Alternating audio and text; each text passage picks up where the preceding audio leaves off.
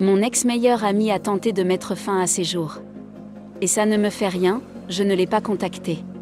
Elle a couché avec mon petit ami dans mon dos. Nous sommes toutes les deux des jeunes femmes de 20 ans et nous sommes amies depuis la maternelle, c'est-à-dire depuis que nous avions 4 à 5 ans, un truc typiquement britannique. Elle était ma sœur, mon pilier. Nous nous sommes soutenus mutuellement dans toutes les épreuves. Quand mes parents ont divorcé, elle était là pour me consoler. Et quand sa grand-mère est décédée, j'étais là pour la soutenir tout au long du lycée. Ça faisait environ 3 ans que je sortais avec mon petit ami, un jeune homme de 21 ans. Nous avons commencé à sortir ensemble au lycée, ce qui correspond au collège au Royaume-Uni, et c'était ma première relation sérieuse. Je l'ai présenté à ma famille et il a été à l'origine de beaucoup de mes premières fois. Il était doux, un peu maladroit en tant que partenaire, mais il m'invitait à sortir, et me faisait toujours me sentir spéciale. Peut-être est-ce moi qui suis jeune et naïve, mais je pensais que je me marierais avec ce type un jour. C'est quelque chose que j'ai dit à ma meilleure amie. Eh bien, il y a environ un mois, alors que mon petit ami était sous la douche, j'ai vu une notification de texte s'afficher sur son téléphone. Nous regardons tout le temps les notifications de l'autre, j'ai donc pris son téléphone pour la voir. Elle venait d'elle, demandant s'ils étaient toujours partants pour ce soir et si elle devait porter sa robe préférée. Il m'a dit qu'il allait traîner avec des amis et boire un verre. Qu'il aille boire un verre avec ses amis n'était pas inhabituel, donc je n'y ai jamais pensé.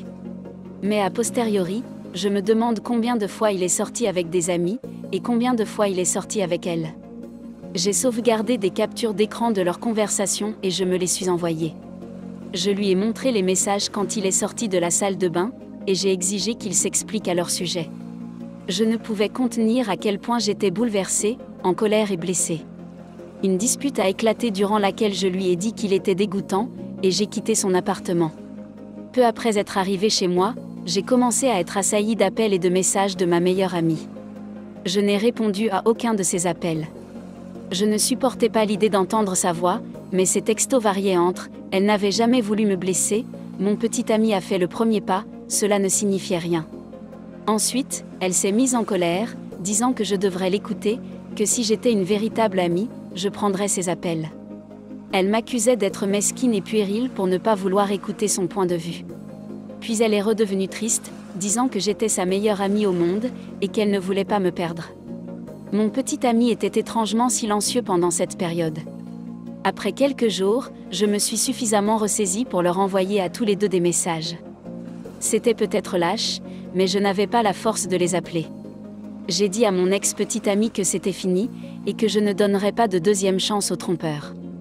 Il a répondu en essayant de m'appeler, mais après la 3e ou 4e tentative, il a abandonné.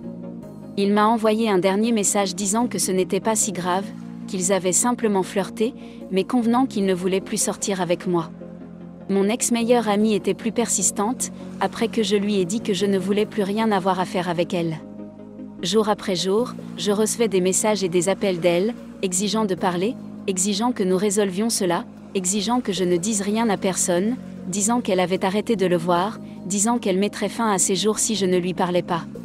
Vraiment des trucs dérangés. J'ai fini par me confier à un ami commun sur ce qui se passait, car je commençais sérieusement à me demander si j'étais une sorcière. Cet ami m'a rassurée en affirmant que mes sentiments étaient justifiés. Cependant, je ne m'attendais pas à ce que cet ami répande ce qui s'était passé. Les rumeurs se sont répandues comme une traînée de poudre, et il y a quelques jours, mon ex-meilleure amie a tenté de mettre fin à ses jours. Je n'ai rien dit. Je ne lui ai pas rendu visite à l'hôpital, je n'ai envoyé aucun message à sa famille. Maintenant, sa grande sœur ne cesse de m'envoyer des messages, me disant que je suis une fille sans cœur de l'avoir abandonnée à son plus bas, de ne pas avoir essayé de prévenir cela, que tout le monde fait des erreurs, et que sa sœur ne m'a pas blessée intentionnellement. Peut-être que cela fait de moi une sorcière sans cœur, mais je m'en fiche. Je suis soulagée qu'elle ait survécu, mais je ne lui pardonnerai jamais. Je ne pardonnerai jamais sa trahison. Elle a détruit notre amitié lorsqu'elle a couché avec mon petit ami. Commentaire. Tu n'es pas insensible. Tu es la victime d'une peste sans cœur et d'un salaud infidèle. Ton ami t'a trahi de la pire des manières, puis a essayé de te manipuler émotionnellement pour continuer l'amitié afin de soulager sa propre culpabilité. Ce qu'elle a choisi de faire après cela lui incombe également. Tout ce gâchis est de son fait, et tu ne lui dois rien. Ni sympathie, ni pardon, et certainement pas d'amitié. Après tout, nous devons faire confiance à nos amis. Pour ton bien, tu dois trouver un moyen d'avancer sans amertume, car cela ne fera que te faire plus de mal. Cependant, tu dois le faire.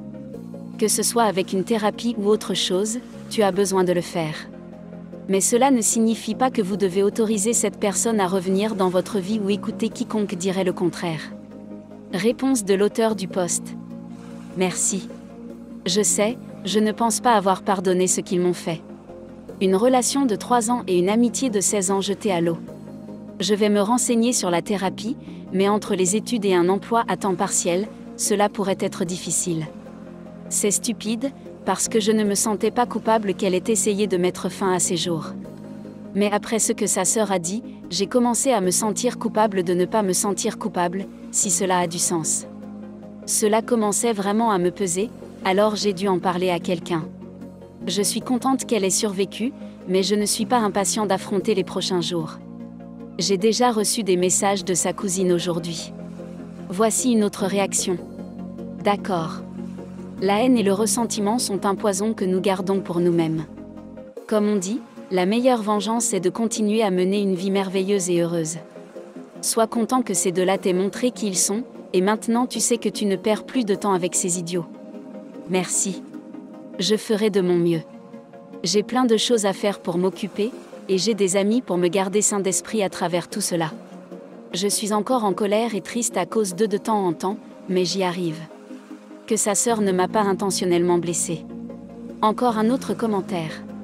Ta meilleure amie planifiait encore de continuer à tromper avec ton petit ami. Ça semble assez intentionnel. Rien de tout cela n'est de ta faute, et tu n'es pas obligé d'apaiser l'esprit de ton ancienne meilleure amie par de l'attention ou du pardon. Elle subit les conséquences de ses propres actes. J'espère que ton ex subit la même chose. Je déteste vraiment les trompeurs. Et une dernière réponse par l'auteur du post. Je ne sais pas si mon ancienne meilleure amie a raconté toute l'histoire à sa famille. Si sa sœur voulait une discussion calme à ce sujet, j'aurais été plus que ravie, mais elle écrivait des choses horribles en message privé, alors je l'ai simplement bloquée et j'ai tourné la page. En fait, je ne sais pas du tout ce qui se passe avec mon ex. Il poste rarement sur les réseaux sociaux, et nos cercles sociaux et groupes d'amis sont plutôt différents. Je ne tiens pas non plus à le savoir. Un de ses amis a essayé de m'appeler, mais il a raccroché avant que je puisse répondre. Voilà, merci les amis, c'est tout ce que nous avons pour ce post. Partagez avec nous vos réactions. N'hésitez pas à vous abonner pour faire grandir la chaîne. Merci et passez une merveilleuse journée.